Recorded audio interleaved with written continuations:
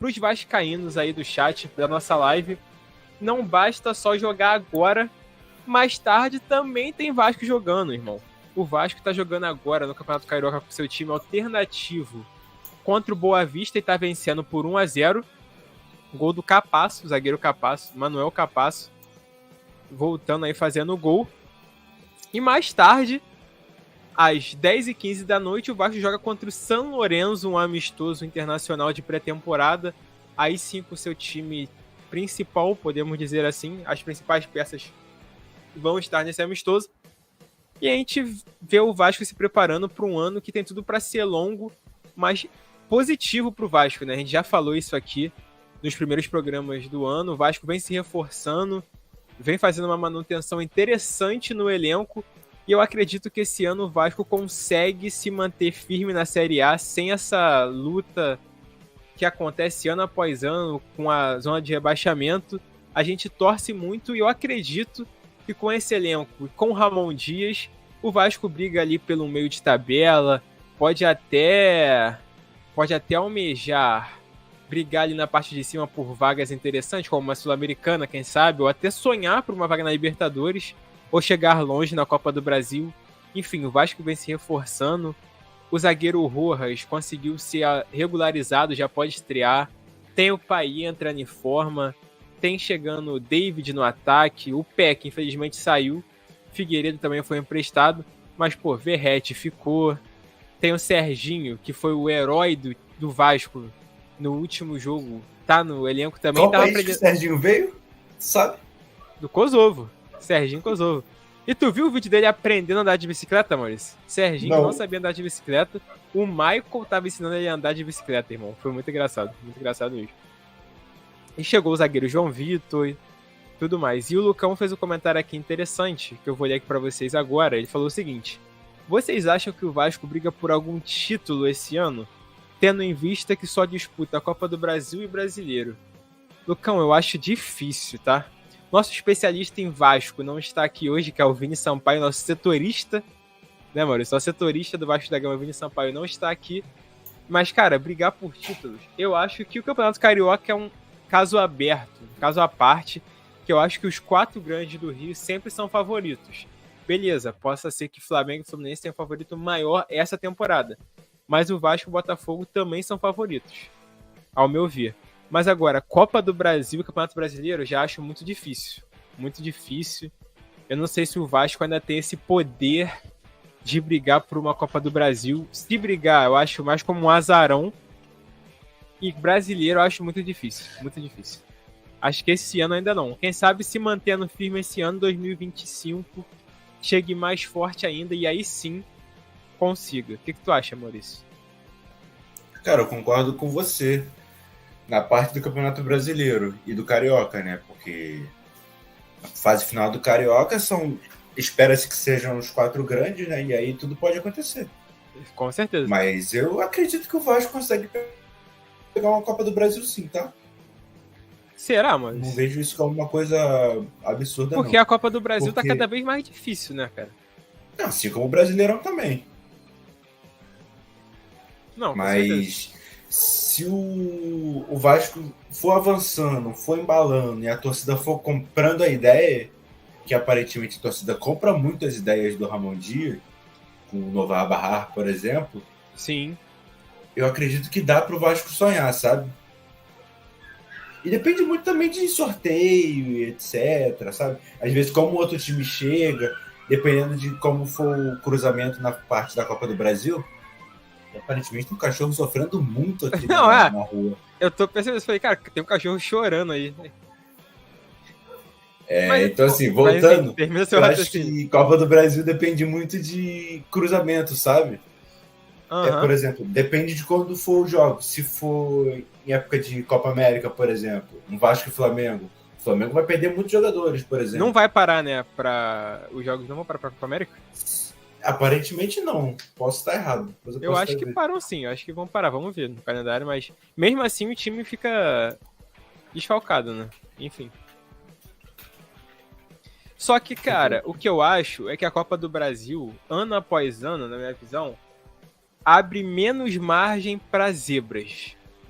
Acho que depois que a Copa do Brasil teve esse teto de premiação, ficou cada vez mais difícil acontecer zebras, sabe? E ainda tem esse regulamento que os 8 times ali já chegam nas oitavas. Agora não é mais nas oitavas, chegam, se não me engano, na terceira fase. Ó, o brasileiro não vai parar na Copa América. Não para, né? Notícia de outubro do ano passado na ESPN. Perfeito. Então, como isso já... Alguns times já entram avançados na Copa do Brasil, times como o Vasco, que não terão essa vantagem, sofrem com zebras, como foi ano passado. Vê se vai entender meu raciocínio, que perdeu pro ABC. Só que vai afunilando a competição, oitavas, quartas, as zebras acabam.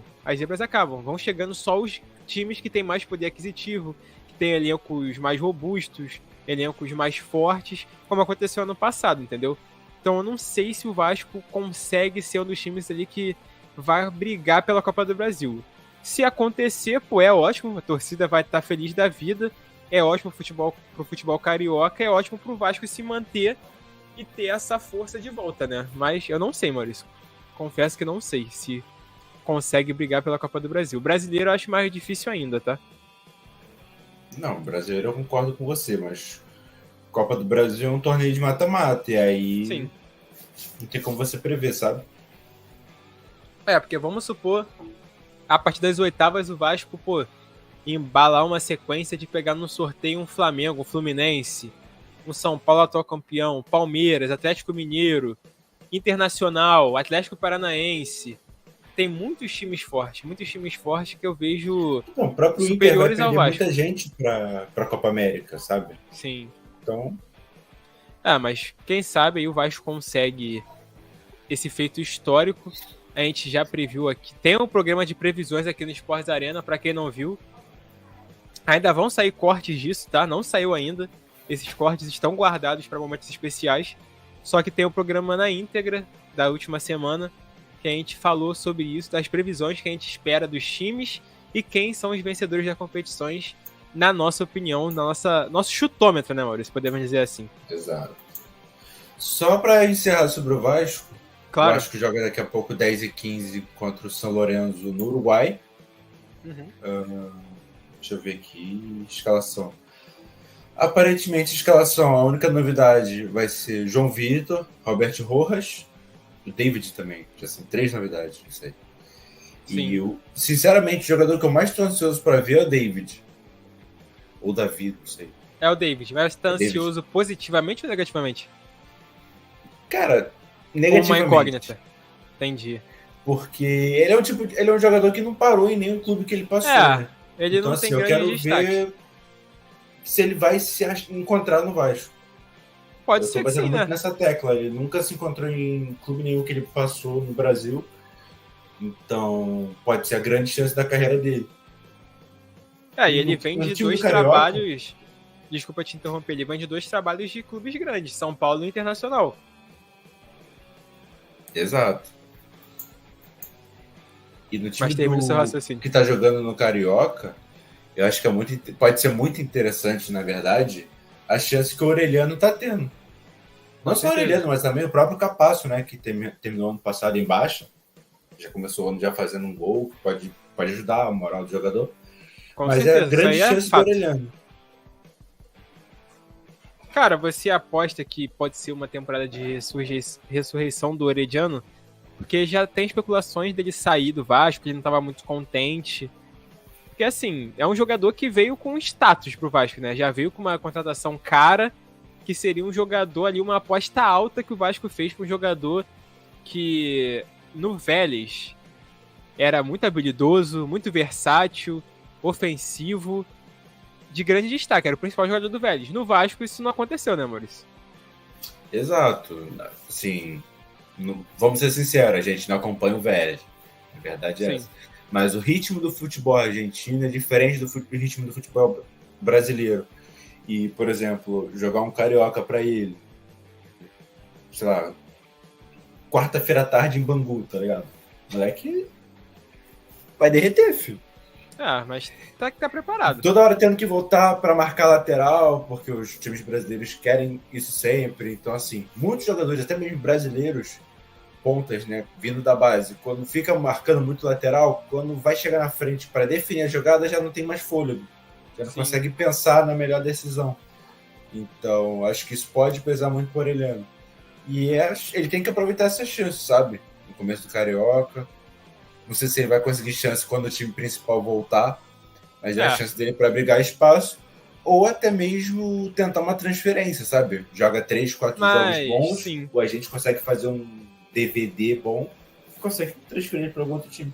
Mas isso é um alerta pro jogador também, né? Ele começar a temporada fora do time principal, que tá fazendo a pré-temporada no Uruguai, ele tá aqui com um time alternativo, mostra que ele tem que ter um start ali e melhorar, né? Evoluir. Exato, é um grande sinal de alerta para ele, né? Porque, tipo, se o treinador principal meio que dispensou ele, então, perigoso. Perigosíssimo. E aí, ó, pra fechar aqui, o Lucão coloca o seguinte, hashtag Orediano no Flu, os tricolores que amam jogadores argentinos que vêm do Vasco, né? Como Dario Conca e Germancano, que deram muito certo. Aí eu trago uma pergunta. Traga. O raio pode cair 3 vezes no mesmo lugar? Acho que sim. Sinceramente, acho que sim. Porque se deu certo 2 vezes, por que não 3, Maurício? Exato, bom ponto. Bom ponto, né? Mas o problema é que o Vasco não ia liberar o Orelhano pro Fluminense, né? Não, Acho não que já tem não- uma já não compensação liberaria ele pra financeira à altura, né? Exato, mas o Fluminense vai pagar isso. Não. O próprio Gabriel Pires vindo pro Fluminense tá vindo de graça. Então, Isso é assim, verdade. talvez um empréstimo para valorizar o jogador, mas como são equipes rivais, acho isso muito difícil. E o próprio Vasco precisa do dinheiro, né? Porque algumas contratações não estão sendo efetuadas porque a 777 não libera o dinheiro, né? Então acredito que o próprio Vasco queira esse dinheiro em caixa para conseguir se reforçar. Não, perfeito. De Vasco a gente falou o que tinha que falar. Vasco tá jogando agora e tá vencendo. E vai jogar mais tarde contra o Vélez no jogo com seu time principal. Agora tá jogando o Cariocão com o time alternativo.